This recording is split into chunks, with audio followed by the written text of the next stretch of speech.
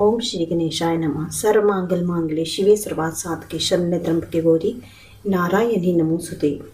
मंदाता के जन्म का वर्णन।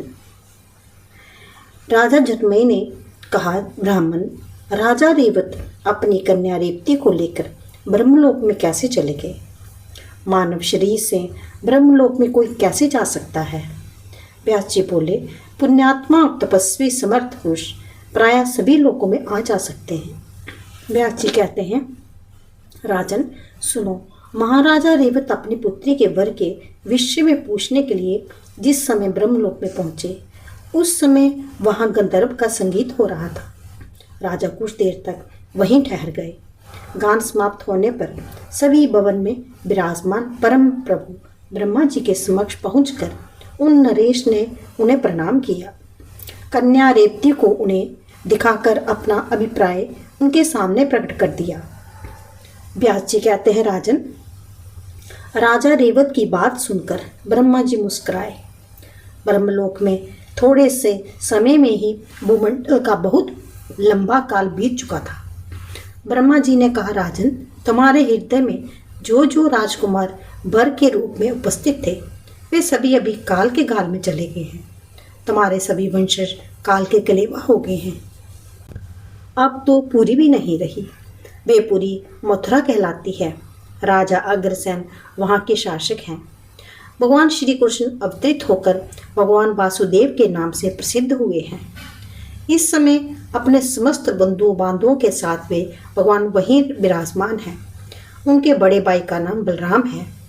बलराम जी महान शूरवीर और शेष के अवतार माने जाते हैं। इस समय वे तुम्हारी इस कन्या के लिए समुचित संजोग वर हैं।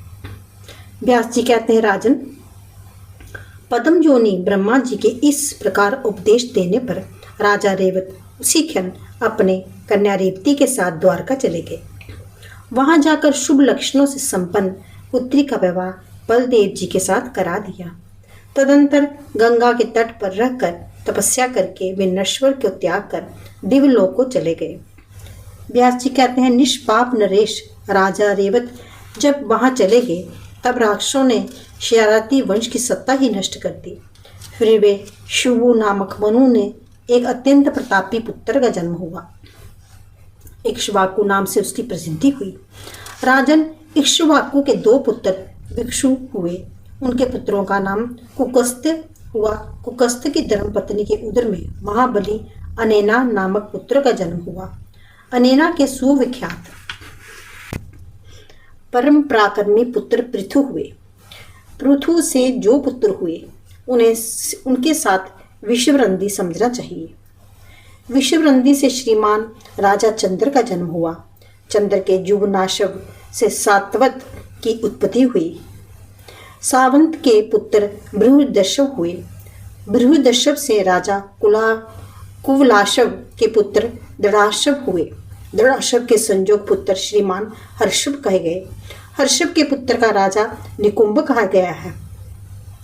निकुंभ के पुत्र ब्रह्मणाशव और ब्रह्मणाशव के पुत्र कुराशव हुए।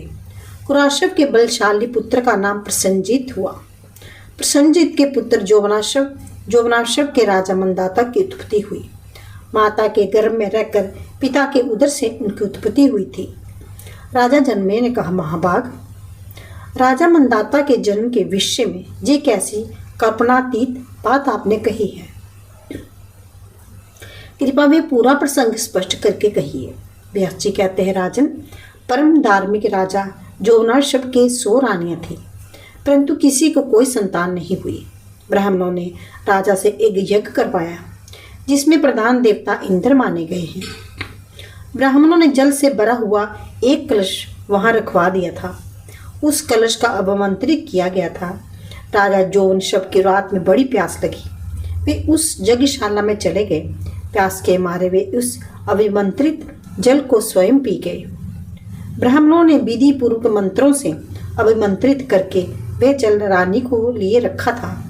राजेंद्र अज्ञानवश वे जल राजा के पेट में चला गया। मंत्र के प्रभाव से स्वयं राजा के पेट में ही गर्भ स्थिर हो गया। समय पूर्ण होने पर इन महाराज जोवनाशव का दाहिना कोख चीरा गया।